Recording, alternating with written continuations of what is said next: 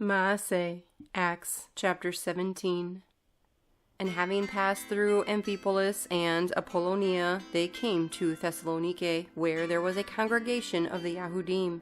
And according to his practice, Shaul went in unto them, and for 3 Shabbatot was reasoning with them from the scriptures, explaining and pointing out that Hamashiach had to suffer and rise again from the dead, and that this is Hamashiach Yahushua, whom I proclaim to you.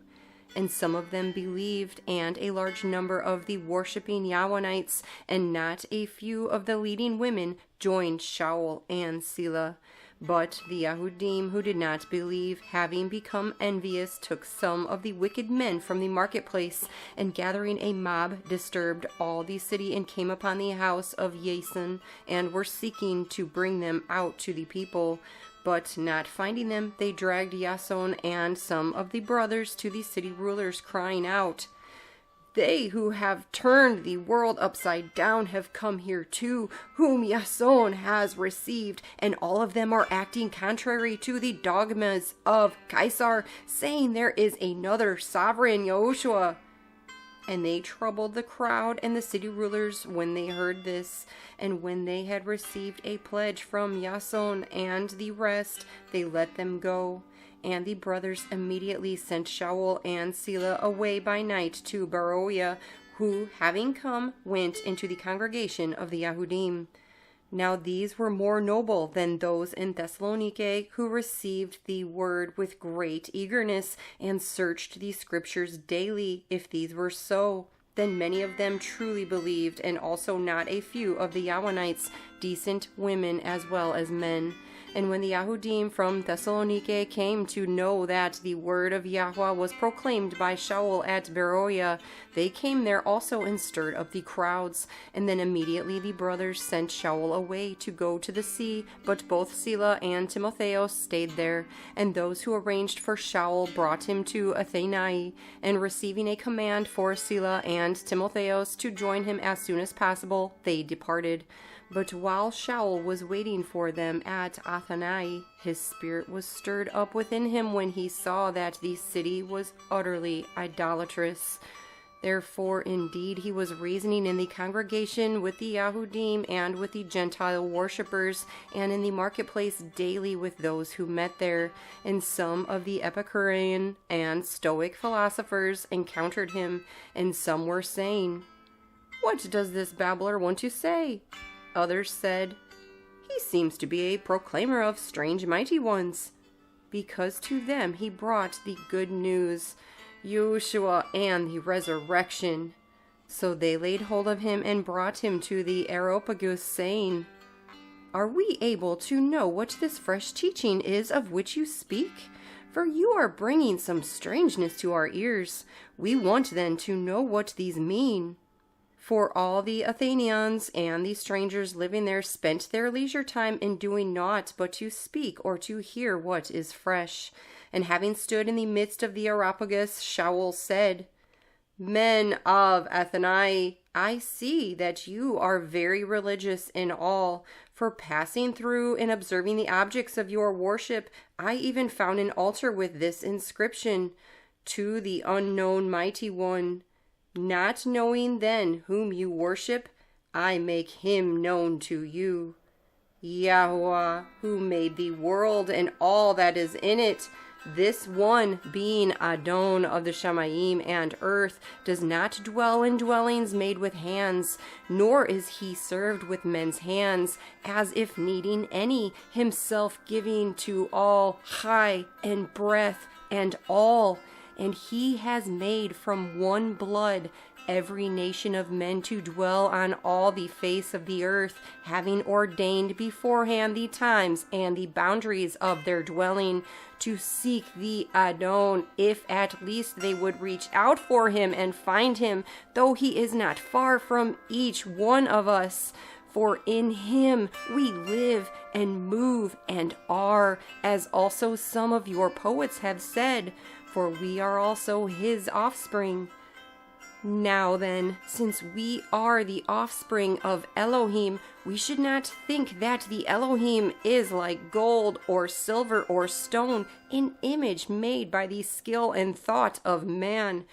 Truly, then, having overlooked these times of ignorance, Elohim now commands all men everywhere to repent, because he has appointed a day on which he is going to judge the world in righteousness by a man whom he has appointed, having given proof of this to all by raising him from the dead.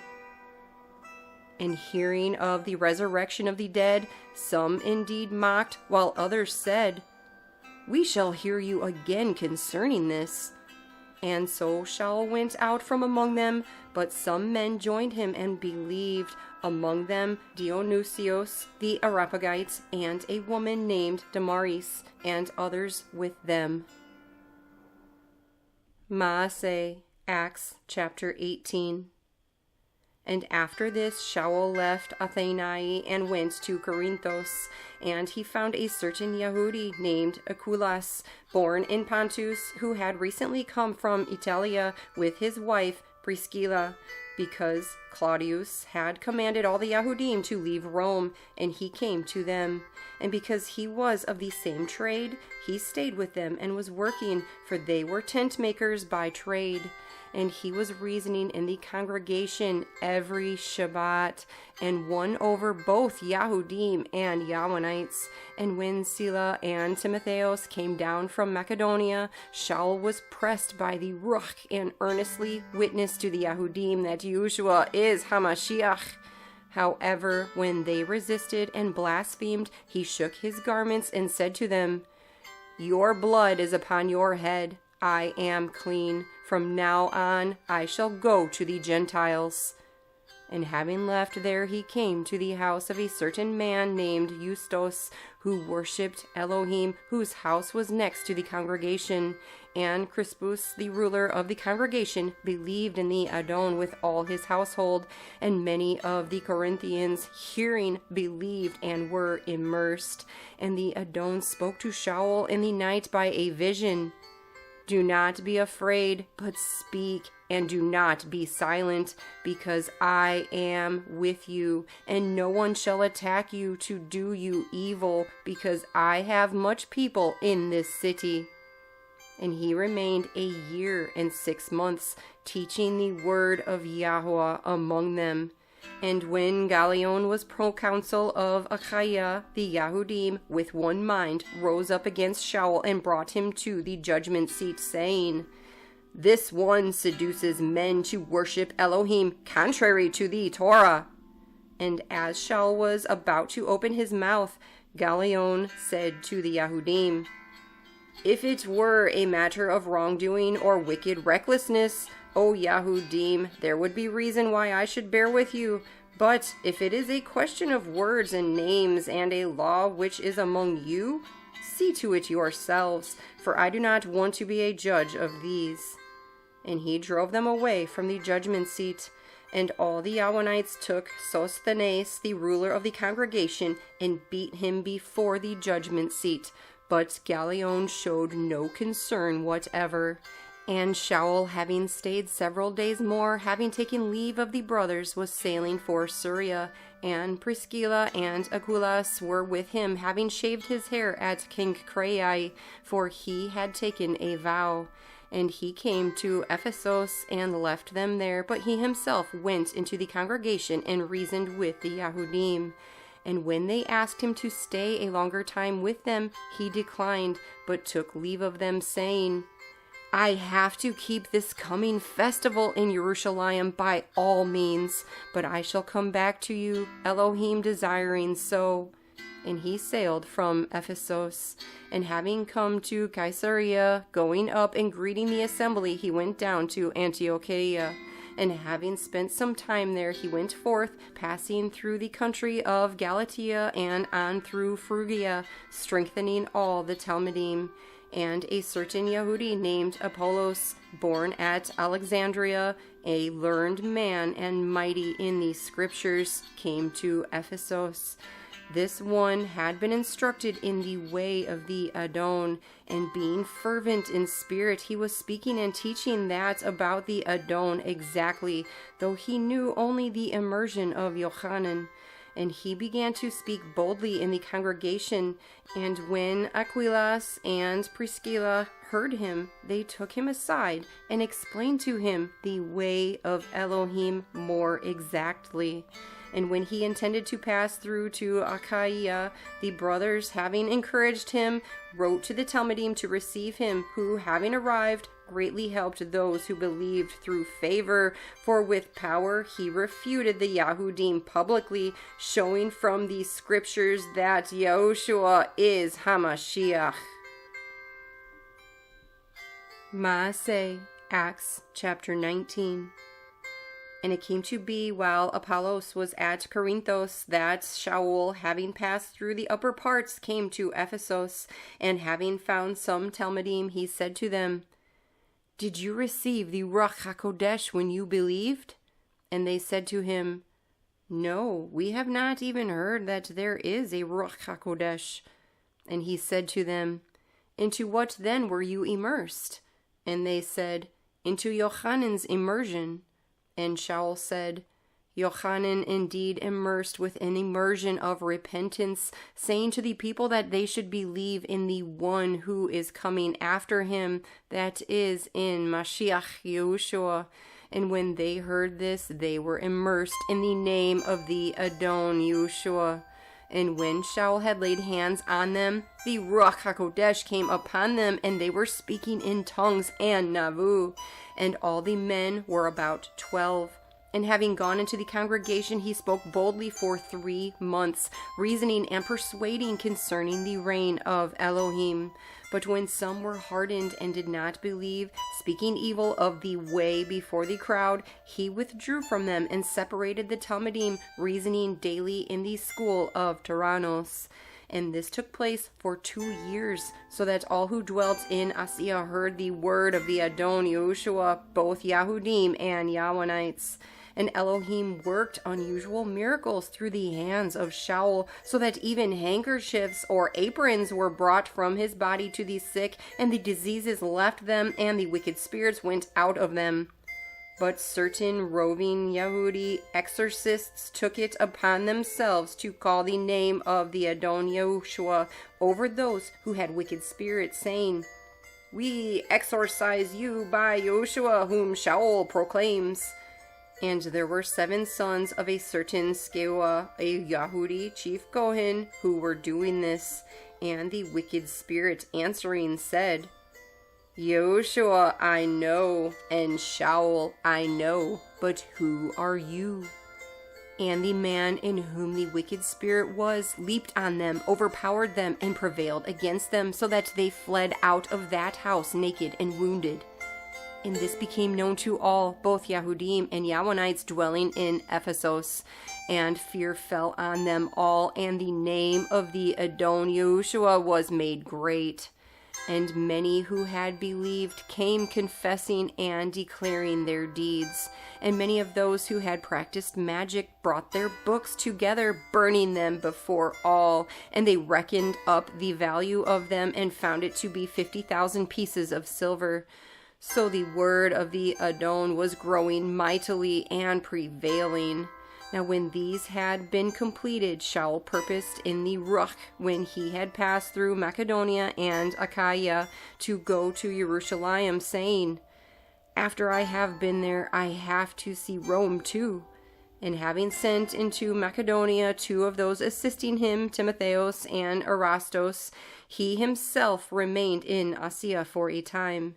And about that time there came to be a great commotion about the way. For a certain man named Demetrios, a silversmith, who made silver shrines of Artemis, provided no little business to the craftsmen, who, having called them together with the workers of the same, said, "Men, you know that our wealth is from this business, and you see and hear that not only at Ephesus, but throughout almost all Asia, this Shaul hath persuaded and turned away a large number, saying that they are not mighty ones which are made with hands.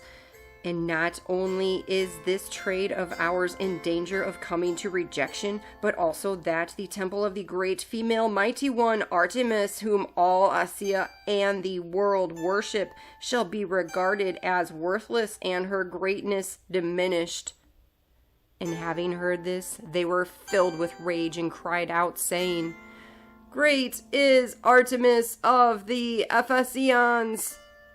And the entire city was filled with confusion, and they rushed with one mind into the theater, having seized Gaius and Aristarchus, Macedonians, Shaul's fellow travelers.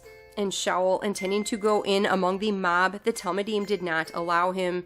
And some of the officials of Asia, being his friends, sent to him, begging him not to risk himself into the theater. Then others indeed shouted this, and others that, for the assembly was confused, and most of them did not know why they had come together. And some of the crowd instructed Alexandros the Yahudim, putting him forward. And Alexandros motioned with his hand and wanted to make his defense to the people. But having recognized that he was Yehudi, all with one voice cried out for about 2 hours, Great is Artemis of the Ephesians!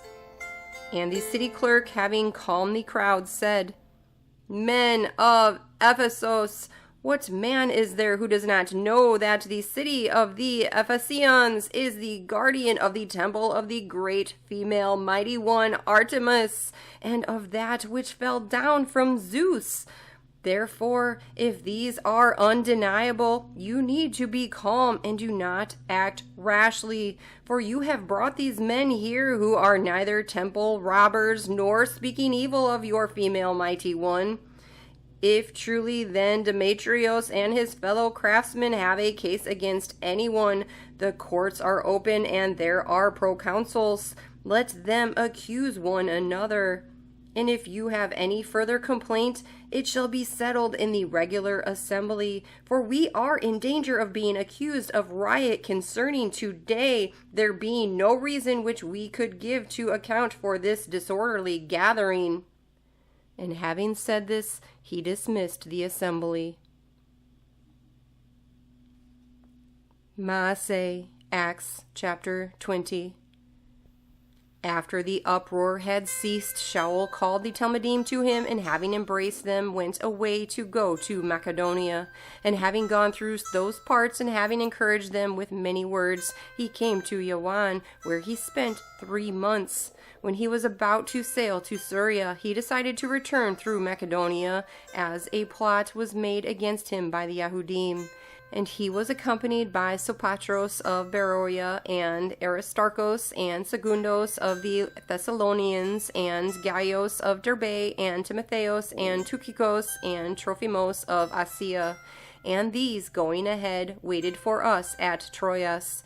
And we sailed away from Philippos after the days of Matzot, and came to them at Troas in 5 days, where we stayed 7 days. And on one of the Shabbatot, the Talmudim, having gathered together to break bread, Shaul, intending to depart the next day, was reasoning with them, and was extending the word till midnight. And there were many lamps in the upper room where they were assembled, and a certain young man, by name Eutychus, was sitting in a window, being overpowered by a deep sleep. As Shaul kept on reasoning, he was overcome by sleep, and fell down from the 3rd story, and was picked up dead. And Shaul, having gone down, fell on him, and embracing him, said, Do not be upset, for his life is in him. Then going up again, and having broken bread and eaten, he talked a long while, even till daybreak, and so went forth. And they brought the young man in alive, and were encouraged not a little.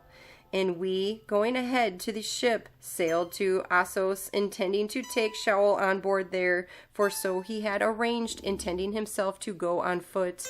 And when he met us at Assos, we took him on board, and came to Mitylene. And from there we sailed, and the next day came opposite Chios. And the next day we arrived at Samos, and remained at Trogulion.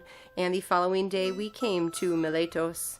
For Shaul had decided to sail past Ephesus, so that he might lose no time in Asia, for he was hurrying to be at Jerusalem, if possible, on the day of the festival of Shavuot. And from Miletos he sent to Ephesus and called for the elders of the assembly.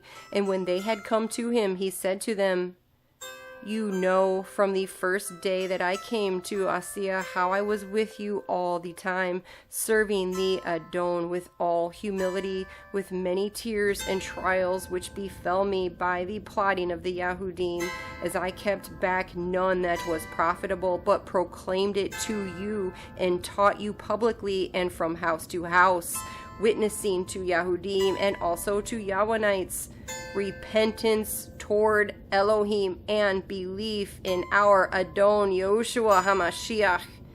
And now, see, I go bound in the spirit to Jerusalem, not knowing what is going to meet me there, except that the Ruach HaKodesh witnesses in every city, saying that chains and pressures await me.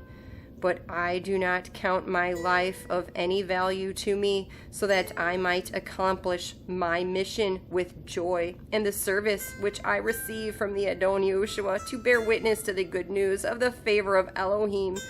And now, see, I know that you all, among whom I went about proclaiming the reign of Elohim, shall see my face no more.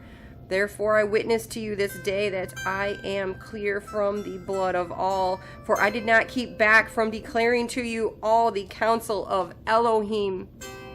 Therefore take heed to yourselves and to all the flock among which the Ruach HaKodesh has made you overseers, to shepherd the assembly of Elohim which he has purchased with his own blood. For I know this, that after my departure, savage wolves shall come in among you, not sparing the flock. Also from among yourselves men shall arise, speaking distortions to draw away the Talmudim after themselves. Therefore watch, remembering that for 3 years, night and day, I did not cease to warn each one with tears. And now, brothers, I commit you to Elohim and to the word of his favor, which is able to build you up and give you an inheritance among all those having been kadosh. I have coveted no one's silver or gold or garments, and you yourselves know that these hands supplied my needs, and for those who were with me. All this I showed you by laboring like this, that you ought to help the weak. And remember the words of the Adon Yahushua, that he said, "It is more Baruch to give than to receive." And having said this, he knelt down and prayed with them all. And there was much weeping among them all, and falling on Shaul's neck, they kissed him, distressed most of all because of the word which he had said, that they would see his face no more. And they went with him to the ship.